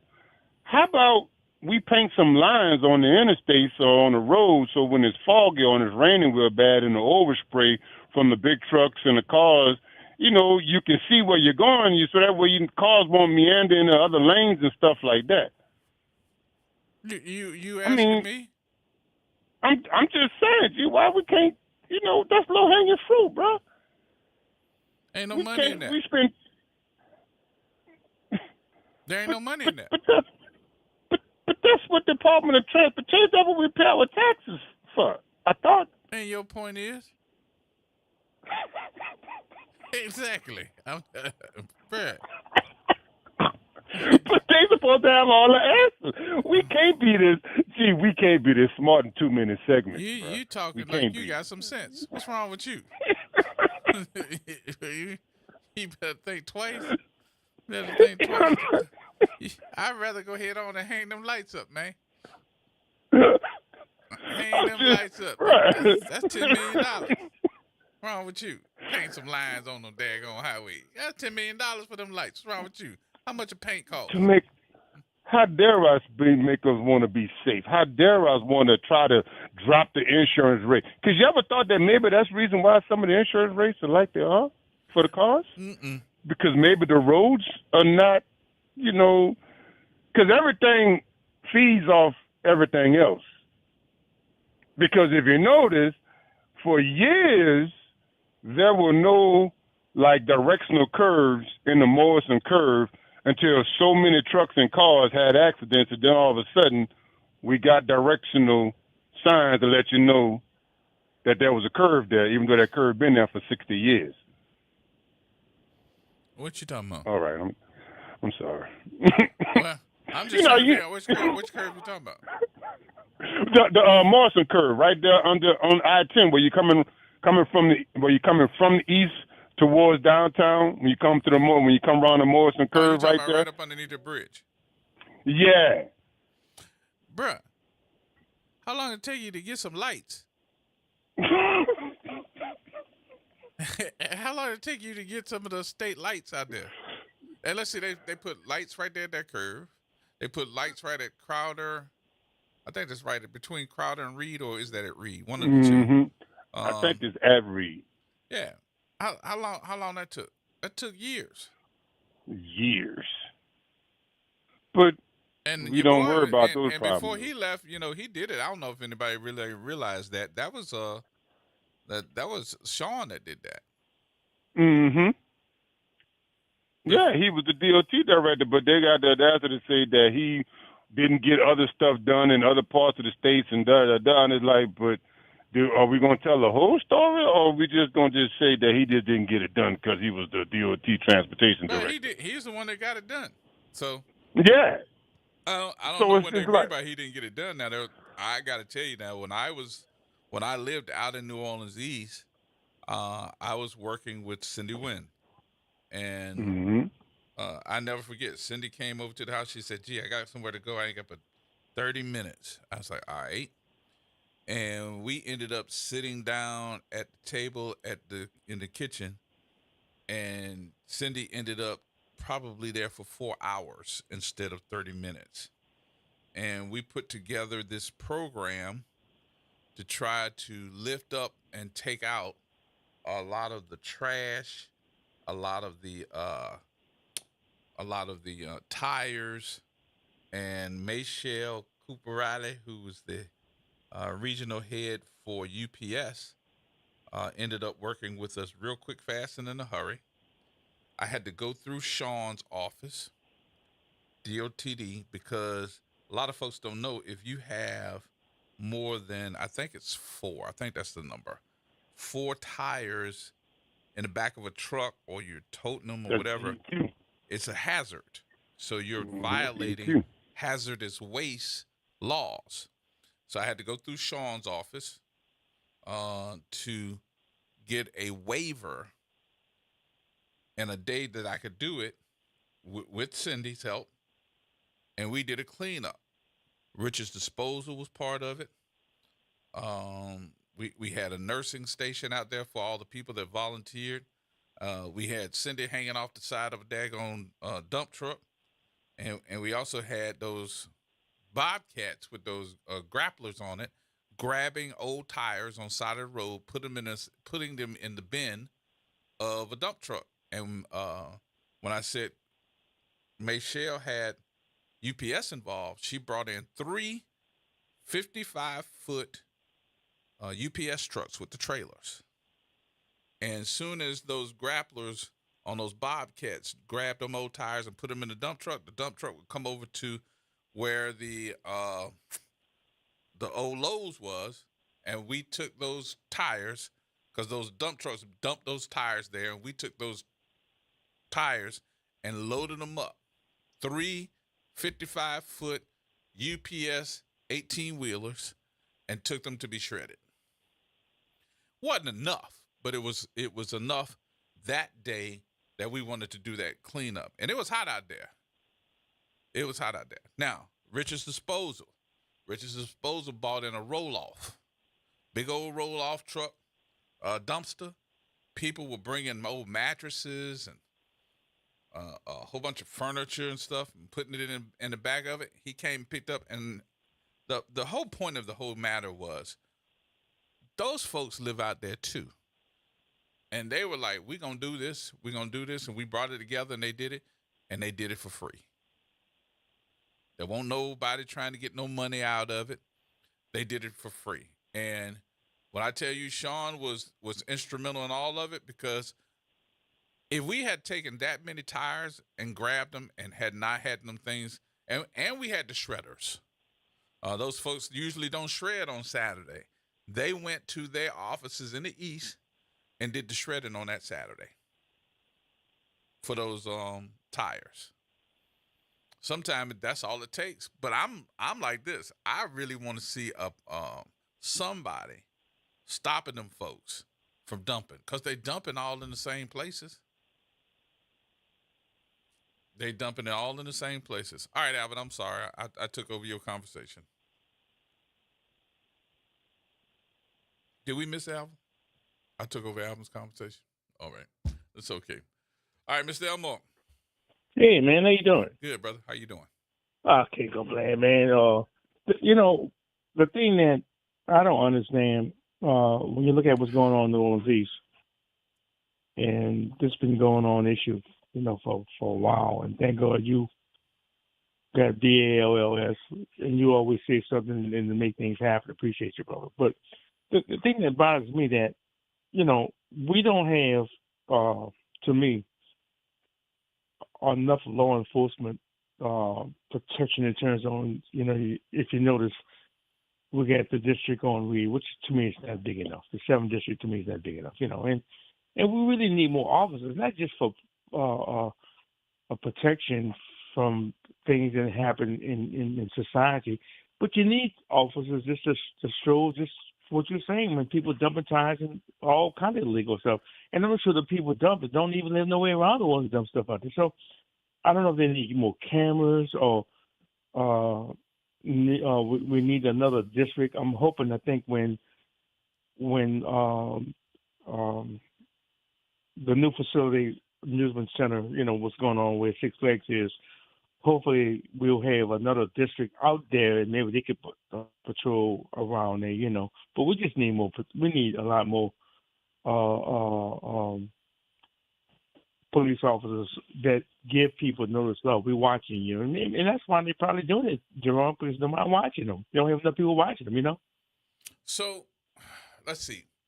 If you look at one end of New Orleans East to the other end of New Orleans East, which is actually right in the middle of the Twin Spans, you're talking probably in a ratio area of about, I think it's 75 miles. And there's no way in the world that nobody can consider the fact that how big that area is, that there's more land out there than anywhere else in the city. That's number one. Number two, you could actually take Lake Charles and set it inside of New Orleans East. That's how big New Orleans East is. Well, listen to what you just said. And I try to do my homework when I say something, because I know other people listen, because I listen to other people too. If New Orleans East, just say, Gerard, if the people in New Orleans Easterners would say, you know what, I want to be my own municipality. I want to run my own New Orleans East. We had homeowners up to the Yazoo out here. Mm-hmm. Even though we got homeowners out here, and we had people who had money out here. And I was told from a governmental research, I'm not going to mention the person, his or her name, said, listen, Mo, if New Orleans East decides and say, guess what, we don't want to be part of New Orleans for this foolishness. We want to control our own destiny. We got enough clout from homeowners and business to have our own community, have our own. I was told, bar none, New Orleans East will be between 7 and 8 largest city in the state of Louisiana. Yeah, correct. Not just in terms of economics, but we talking about area geographics of. Mm-hmm. You are correct. Huh? You are correct. Well, I appreciate you telling me that. So, the issue is the people that don't believe that they could be their own municipality.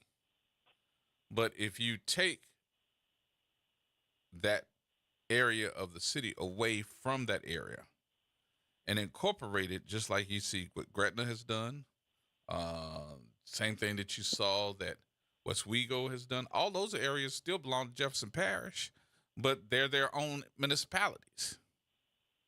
Well, I'm going to share this with you that a lot of people don't know. I want you to think back, because I lived in those all my life in all over the world. I'm a few years older than you, at 72 years old. When you look at Afro-American homeowners, brother, guess who had the majority of Afro-American homeowners? But we talk about before New Orleans East blossomed the way it was, before Pontchartrain Park, below 9, brother. Mm-hmm. That was working class folks, postal clerks, school teachers, working class folks. Down the wharf. Yeah. Yes, sir. Listen to me, brother. Working on the wharf. So, the majority of those black folks were homeowners before Pontchartrain Park, Academy Park, all those areas came to be, brother. So what I'm saying is we have to understand our history. And I know, and thank God you give a good understanding of our history. And no more New Orleans than you do, the way you talk and what you're saying. I follow you 100% almost every day. So we got to really talking to people. Look, man, those things speak. We got not only a mouth, but we got money behind us, man. So I think we got to really kind of think about who have the leadership, who wants to stand behind. Let's get New Orleans East on the right track, and I think we will be on the right track with the future leadership. I think that we can get without mentioning no names, and I know he's going to be very successful. Hopefully, if he gets the position, I'm hoping he will.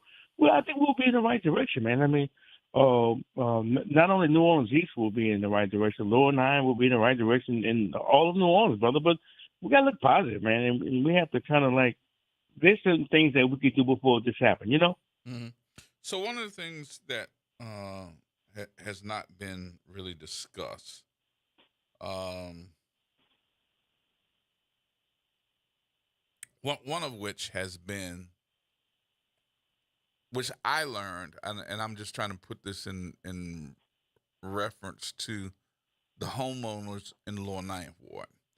Because one of the things that I did was some homework, and then I had one of my elders to also confirm that.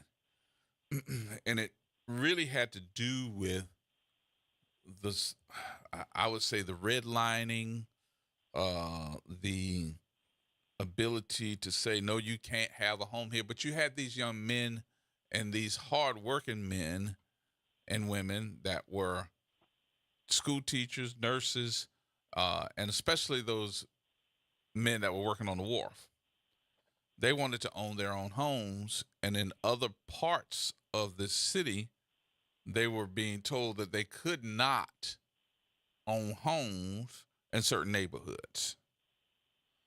So what they did was they bought their own land and had their own homes built out in Lower Ninth Ward, which became a mecca for a lot of folks because they looked like me and you, and they could have their own land, their own homes, their families, their schools. They could have everything out there in their section of town.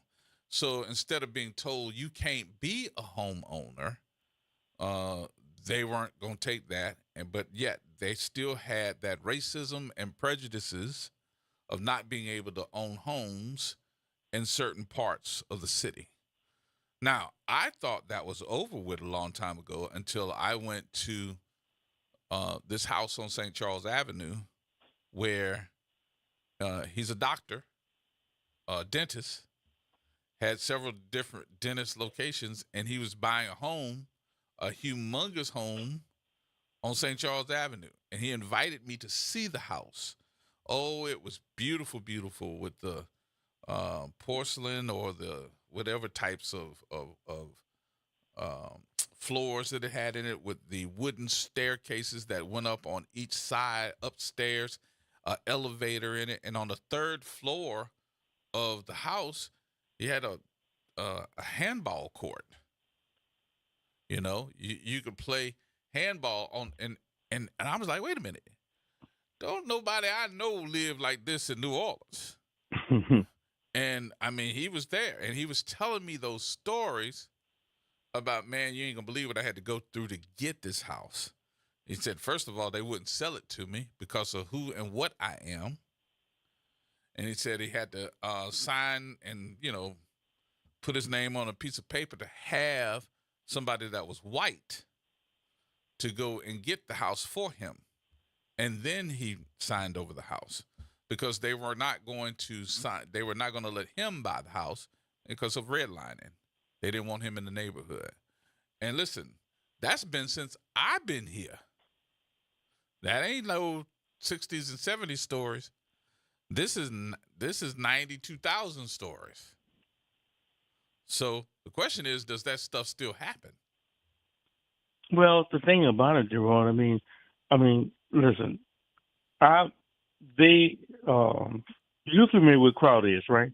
Yeah. Now, I'm gonna lay away I said it because I thought I really knew New Orleans East, and I thought I really knew parts of New Orleans, but I was shocked, man. A good friend of mine we went to school with, we were BSing at Brothers. He seen me on Brothers, you know. So he said, man, Mo, he said, I want to show you where I live, you know. 'Cause I said, you know, his name was Gerard too also. I said, Gerard, you know what, bro? I know you live in the East, bro, but I really didn't know where you live. He said, Mo, he said, I'm going to show you. So we went down Crowder, brother. There's a Southern Bridge, and they got their own lake back there, man. I said, I couldn't believe that, man. Beautiful homes back there, man. I mean, all black folks live back there. But, you know, New Orleans is very prestigious. Maybe I'm prejudiced. I live back here, but I always thought New Orleans was very prestigious for Afro-Americans, and they have Vietnamese live back in these too. But the thing about it is we just want to have a better quality of life where I don't want to be going to Slidell, bro. I don't want to be going to Sherman. I don't want to be going out there in Jefferson, not because I hate white folks. It's just that I don't want to be going back there. My family, my people don't want to be going back there, bro. We want to have our own place where we can buy our own stuff. Make sure we got good producers and foods for our family. Make sure our kids have good education. Make sure we're protected. But we all want that. That's all part of American life, man. Mm-hmm. I'm a Vietnam veteran for a reason. I didn't go to Vietnam just come to be a slave. I came there to be progressive, work in my neighborhood, try to help my people as much as I can. And I think I tried to do that, Jerron. And sometimes I always look at myself, maybe more you could do more, you know? Yeah. Yeah. So I don't know exactly what. I think those are backdoor conversations when it talks about who can live in a neighborhood and who can't, where the red line is happening. I'm laughing to keep from crying, man. Yeah, but I do think that some of that still does happen. I mean, that's my own Well, personal opinion. look, Jerome, can I make one more comment? Yes, sir. Look, I swear, man, I'm a Vietnam vet, and I have traveled. And when I talk to people in other countries, Europe and Asia, what have you, and they'll say, man, we love American people, man. We just don't like your government. But now you got people questioning American people, and they're saying, I know I talked to some Canadians a couple of days ago. Mm-hmm. Nice guys. They're from young lady and young man. Very nice, man. And they said, man, what is going on with America, man? I mean, how can Americans vote for someone like Trump? I said, you asking the same question some of my people can't understand. How would you vote for somebody like that? And look what he's doing. Now, he's making enemies. Now, look, come on, man. Yeah. You can't make enemies with everybody. He's making enemies with everybody. Well, you got to remember European something. Union. I don't think that everybody understands huh? something, Miss Elmore, and that is that, you ever been to Detroit? You ever been? No, to, sir. You No, never been to Detroit? no. You can actually cross the bridge in Detroit and go straight into Canada. Right, you can. We have Stannis, which is the corporation that fixes and builds certain segments of, I think it's Chrysler, Jeep, and Mercedes, right? They actually manufacture and build certain parts of those cars. They have 9 plants all across America and the Canada area. Did you hear today that they said that they're going to release like 900 folks, and they're going to start with the folks that are from America that go into Canada to work. They're going to release those folks first because of that tariff situation. Man, I tell you, I know where we're going with this, man, but it's not nice, and it's going to get worse before it get better, Yep. There you go. Well, look, Gerard, don't let the West Indies. You survive like me. I can eat beans without meat, There you go. All right, brother. Let me take my break. Have a good weekend, all right, buddy. my friend. Talk to you Bye, later. man. You too, bro. All right, more coming up, folks. Everybody hold tight. AURN News. I'm Ebony McMorris. Fences are going up and frustration is boiling. The White House has surrounded itself with anti-scale barricades ahead of Saturday's mass protests against President Trump, expected to be the largest single-day demonstrations since he returned to power. Organized by HandsOff2025.com, the movement has galvanized nearly 250,000 RSVPs all across 50 states, with over 1,000 rallies planned in D.C. More than 10,000 demonstrators are expected to flood the National Mall. The group isn't holding back, accusing Trump, Elon Musk, and their billionaire allies of staging a hostile takeover of government, gutting Social Security, slashing Medicaid, firing federal workers, and handing the country over to ultra-wealthy. Even the White House is taking notice. Spring garden tours were abruptly rescheduled. The message is clear. Protesters are done watching their rights, communities, and paychecks get steamrolled. For AURN News, I'm Ebony McMorris. It's Off the Top with Norman Robinson on WBOK 1230 AM. Deceitful, exasperating, incompetent, and just right out lying are all words that come to mind when thinking about the Trump administration's attempt to explain how a high-level classified war conversation about a planned U.S. military bombing attack against the Houthi terrorists in Yemen ended up on an unsecured private chat app called Signal. The document ended up being sent to the chief editor at Atlantic Magazine. And that, my friends, is jaw-dropping. The Atlantic revealed that the planned attack in Yemen was being discussed in text messages among National Security Advisor Mike Waltz, Defense Secretary Pete Hegseth, members of the intelligence community, and other Trump administration officials. Defense Secretary Hegseth and the White House, among others in the group, scrambled to contain the fallout. Hegseth told reporters that, quote, they even changed the title to Attack Plans because they know it's not war plans, end quote. Not so, says The Atlantic in its latest news article, reporting that the text messages laid out the exact time the attack plans were supposed to launch, what time the bombs were to strike, and when the drones were to be launched. The magazine also revealed that the text messages included comments from Defense Secretary Hegseth and others discussing their dislike for our European allies. Not surprising, our allies view the unsecured group chat as a security breach that could factor in on their decisions about sharing intelligence information with the United States. Allies aside, I can only imagine what such a reckless and irresponsible act by high-level defense and intelligence official does to the morale and confidence of the rank and file of the U.S. military, who depend on these top-level officials for their safety and security. Will anyone in the Trump administration be held accountable for this disaster? You would be held responsible if you shared a confidential business plan like this, and they should be held responsible too. This is Norman Robinson, Off the Top. I'm Grant Sashera. And I'm Ro Brown. Please join us for the Sports Report, Wednesdays and Fridays. At 8 p.m. on WBOK. The Sports Report. WBOK 1230 AM. Are you passionate about community safety and police accountability? Tune in to The Monitor's Mic, where we talk about oversight, policing, and you. Hosted by the Office of Independent Police Monitor, we're here to shine a light on policing issues that matter, from real-time policing updates to in-depth interviews. Get the facts and stay informed. We're breaking down complex issues, highlighting community voices, and holding people behind the badge accountable. Join us for an informative hour every Friday at noon on WBOK. Your city, your police, your show. The Monitor's Mic. Visit DePaul's new Algiers Health Center at 2801 General de Gaulle Drive to receive primary and preventive care for both adults and children. Services also include behavioral health, imaging, and on-site pharmacy, vision, Medicaid enrollment assistance, and more. For appointments, visit DePaulCommunityHealthCenters.org or call 504-207-3060. Welcome to Liberty Bank and Trust, where your financial journey transforms communities. Since 1972, our customized banking solutions power your dreams and fuel your community growth. Every dollar you invest with us circles back to empower more people, ensuring opportunities for generations. Join us at Liberty Bank. Together, we empower possibility. Visit libertybank.net to start banking with purpose. Liberty Bank, there's freedom here. Uptown, downtown, wherever you are, keep it locked in to WBOK 1230. The Reality Check on WBOK 1230 AM. All right, folks, a few minutes before we get out of here. Mr. Harold, you've been holding on. What you say? How you doing?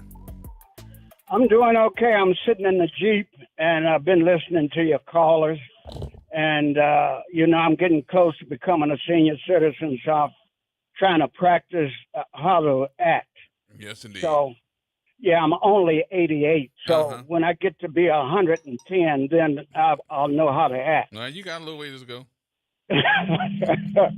But anyway, I'm listening to your callers, and I won't say too much, but I heard the one that called that questioned your relationship with the people that are running. Mm-hmm. So, I'm kind of black, but you would probably only get that from being black.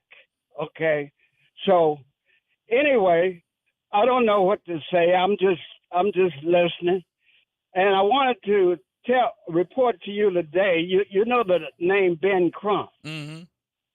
Okay, you probably heard about it, or you probably didn't, but he was suing L.A. County, the Children's Health Center, how would I call it? Health Center, I'll call it that, but it's where they incarcerate young people. So he won a $4 billion suit against the sexuality and all of that stuff that was going on between the kids and the staff. So it's the largest suit that the county has, it says, going to affect the budget. Mm-hmm. So that came on the TV today. So you have some smart black people, and if I wasn't kind of black, I would try to get something to turn me black. Okay, so life is good, and I'm still celebrating your birthday. I'm going to get with you shortly, and I appreciate everything that you do. You're better than you know, and I'm not just patronizing the information that I get. So anyway, I just had to holler at you. I'll probably call you on Monday. Would Dr. Shepard be in on Monday? I think so. She was sick this weekend, so she's doing all this work trying to get all of her papers in and running back and forth. Plus, we switching times didn't help any. So she had gotten a little cold and I think she had gone down, went to Texas, and she was trying to get back in time. So she'd been pushing herself, and I think she got sick. So. Yeah, I was going to ask you, why did she want to get sick? I don't think she wanted to get sick. So. Yeah. But anyway, life is good. The caller that just called you is a Vietnam veteran. And you know my brother is one. And 100,000 Vietnam veterans have committed suicide since the war. Mm-hmm. So, and you know my brother in North Carolina has a mental health center. Yeah. And that's what he services veterans. Mm-hmm. But anyway, I just had to holler at you, even though I don't know what to say. Okay. But we good. I'm trying to learn. I got you. All right. You and Jazz have a good weekend. You too, sir. And I'll holler at you later. All right. Have a good weekend. Bye. Bye-bye. What you say, cuz? Hey, cuz, how you doing? What's going on? Man, look, our president, when we got to claim him, he just don't know the economic wall he getting into. Yeah. And let me back up a second. Only Congress could declare war on another country. Mm-hmm. Once Congress do it, they give the president the approval to call the Secretary of Defense in, and he gives the marching orders to the military to put together a plan of attack. Mm-hmm. Congress is creating a mess that they just don't know what they're creating. You touched upon what Canada doing. Most people don't know, in order to get to Alaska, you got to go through Canada.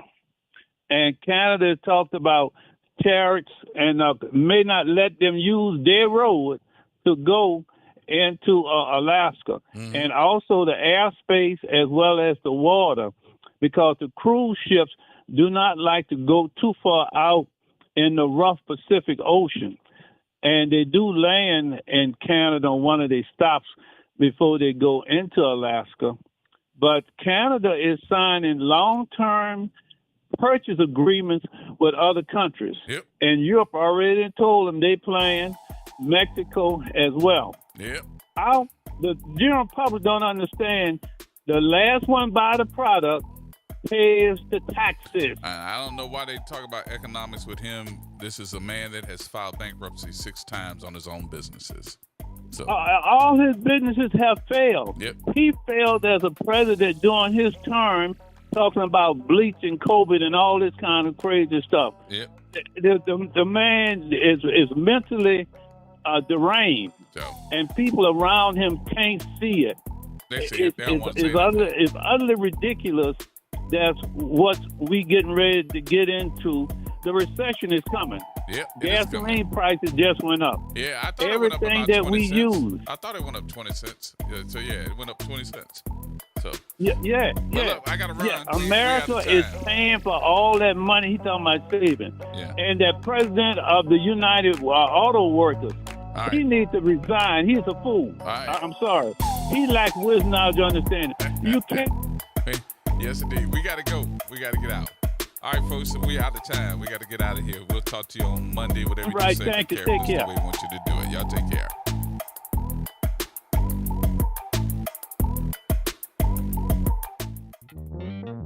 Have you heard the secret of what New Orleans is talking about? I promise everything will be okay.